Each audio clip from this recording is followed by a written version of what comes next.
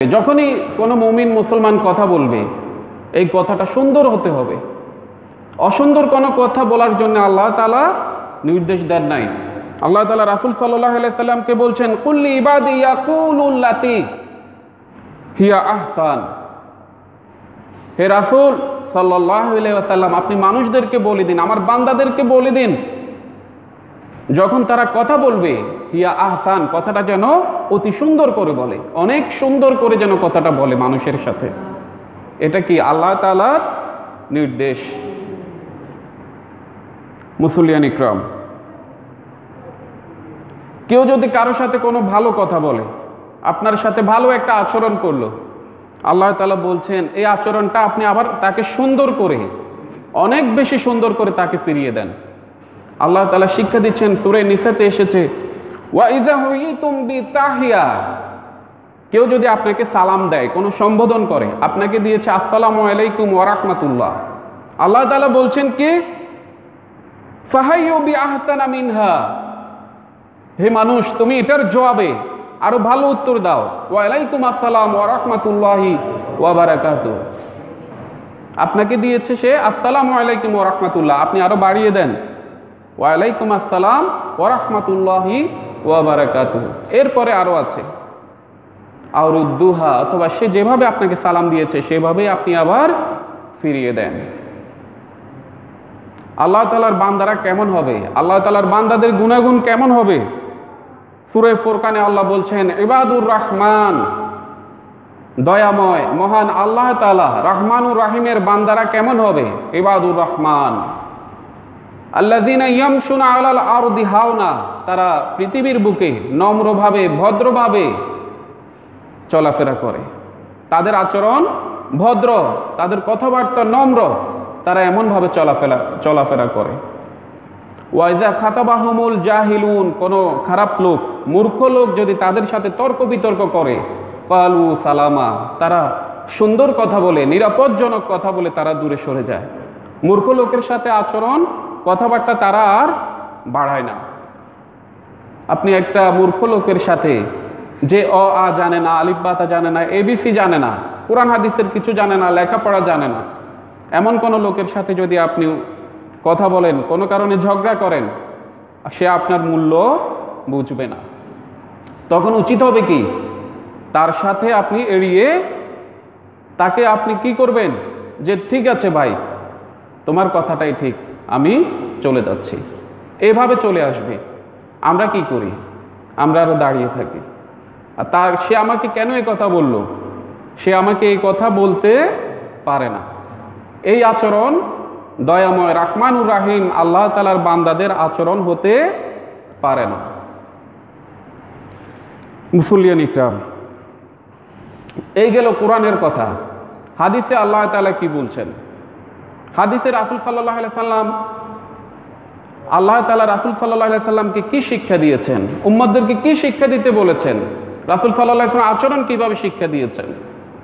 আচরণের আরেকটা নাম হচ্ছে নম্রতা, ভদ্রতা। মানুষ বলে কি, ওই লোকটার আচরণ ভালো না, লোকটার নম্রতা নাই, লোকটার ভদ্রতা নাই, লোকটা বিনয়ী নাই, লোকটার মধ্যে বিনয় নেই। রাসূল সাল্লাল্লাহু আলাইহি সাল্লাম বলছেন, মুসলিম শরীফে হাদিস এসেছে, হযরত আয়েশা রাদিয়াল্লাহু তাআলা আনহা হাদিস বর্ণনা করছেন যে রাসূল সাল্লাল্লাহু আলাইহি সাল্লাম বলছেন, ইন্নাল্লাহা রাফিকুন ওয়া ইউহিব্বুর রিফক, আল্লাহ তাআলা স্বয়ং নিজে ভদ্র, আল্লাহ তাআলা নিজে নম্র এবং তিনি নম্রতাকে ভালোবাসেন। কোরআনে আল্লাহ তাআলা বলছেন যে আল্লাহ তাআলার রঙে যেন আমরা কি হই, রঙিন হই। আল্লাহ তাআলার একটা রং হচ্ছে আল্লাহ তাআলা নিজে ভদ্র, নম্র। সুতরাং আমাদেরকেও কি হওয়া চাই, নম্র হওয়া চাই, ভদ্র হওয়া চাই। মুসলিম শরীফ আরেকটি হাদিসে এসেছে আবু হুরায়রা রাদিয়াল্লাহু তাআলা আনহু থেকে, তিনি বলছেন, রাসূল সাল্লাল্লাহু আলাইহি ওয়াসাল্লাম বলছেন, ওয়া মা তাওয়াদা আহাদুল লিল্লাহ ইল্লা রাফাআহুল্লাহ, কেউ যদি একমাত্র আল্লাহর সন্তুষ্টির জন্য বিনয়ী হয়, ভদ্র হয়, নম্র হয়, আল্লাহ তাআলা তার মর্যাদা বাড়িয়ে দিবেন। দেখেন, শুধুমাত্র মুসলমান না, অমুসলিমদের অনেকের মর্যাদাও কিন্তু আল্লাহ বাড়িয়ে দিয়েছেন। যাদের আচরণ ভালো ছিল, আপনারা নাম শুনেছেন স্বামী বিবেকানন্দ। যদিও তিনি হিন্দু, কিন্তু তার আচরণ কি ছিল? ভালো ছিল। ভালো হওয়ার কারণে মানুষ তাকে গ্রহণ করে নিয়েছে। তার কথাগুলো মানুষ লিখে রেখেছে চিরন্তন বাণী হিসেবে। মহাত্মা গান্ধী, মাদার তেরেসা, এই সমস্ত বিধর্মী লোকগুলোর আচরণ সুন্দর হওয়ার কারণে মানুষরা তাকে কি করেছে? তাদেরকে ভালোবেসেছে। তাদের কথাগুলো বইয়ের মধ্যে, পুস্তকের মধ্যে পড়া হিসেবে এসেছে। সুতরাং একজন মুসলমান যদি কি করে? কেবলমাত্র আল্লাহর সন্তুষ্টির জন্যে নম্রতা, ভদ্রতা, এই সমস্ত গুণাগুণ অর্জন করে, যে আমি বিনয়ী হব কেবলমাত্র কার সন্তুষ্টির জন্য? আল্লাহর সন্তুষ্টির জন্যে। আল্লাহ, রাসূল সাল্লাল্লাহু আলাইহি সাল্লাম বলছেন আল্লাহ তাআলা তার মর্যাদা বাড়িয়ে দিবেন। আরো হাদিসে এসেছে, রাসূল সাল্লাল্লাহু আলাইহি সাল্লাম বলছেন ইন্নাল্লাহা আওহা ইলাইয়া, আল্লাহ তাআলা আমাকে ওহী করেছেন। আল্লাহ তাআলা আমাকে ওহী করেছেন। ওহী করে কি বলেছেন? আনতাওয়াদাউ, তোমরা পরস্পর পরস্পরের প্রতি কি হও? বিনয়ী হও। পরস্পর পরস্পরের সাথে সদাচরণ করো, ভালো আচরণ করো। হাত্তা লা ইয়াফখারা আহাদুন আলা আহাদিন, তোমরা এক মুসলমান অন্য মুসলমানের উপরে কোনো গর্ব, কোনো অহংকার, কোনো গৌরব নেই। এক মুসলমান অন্য মুসলমানের উপরে কোনো শ্রেষ্ঠত্ব নেই। সবাই সমান। আল্লাহর কাছে সব মুসলমান কি? এক সমান। সুতরাং এই শ্রেষ্ঠত্বের জন্যে, গৌরবের জন্যে, অহংকারের জন্যে কারো সাথে খারাপ আচরণ করা যাবে না।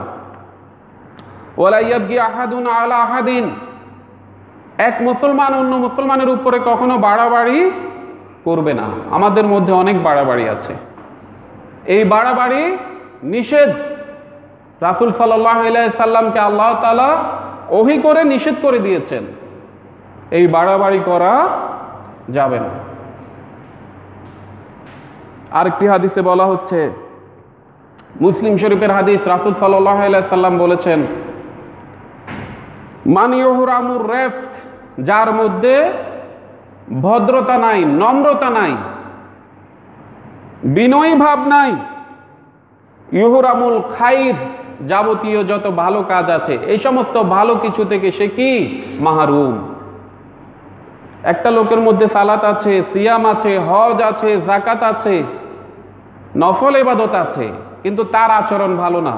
তার এই সালাত, সিয়াম, হজ, যাকাতের কোনো মূল্য আল্লাহ তাআলার কাছে নেই। হাদিসের এটাই শিক্ষা। যার আচরণ সুন্দর না, তার অন্য কিছু সুন্দর হয়ে আর কোনো লাভ নেই। আল্লাহ তাআলা, রাসূল সাল্লাল্লাহু আলাইহি সাল্লাম কি বলছেন? যে যার আচরণ অসুন্দর, তার যাবতীয় অন্যান্য যত ইবাদত আছে তাও কি? অসুন্দর, তাও সুন্দর না। এই হলো কোরআন এবং হাদিসে সুন্দর আচরণের গুরুত্ব।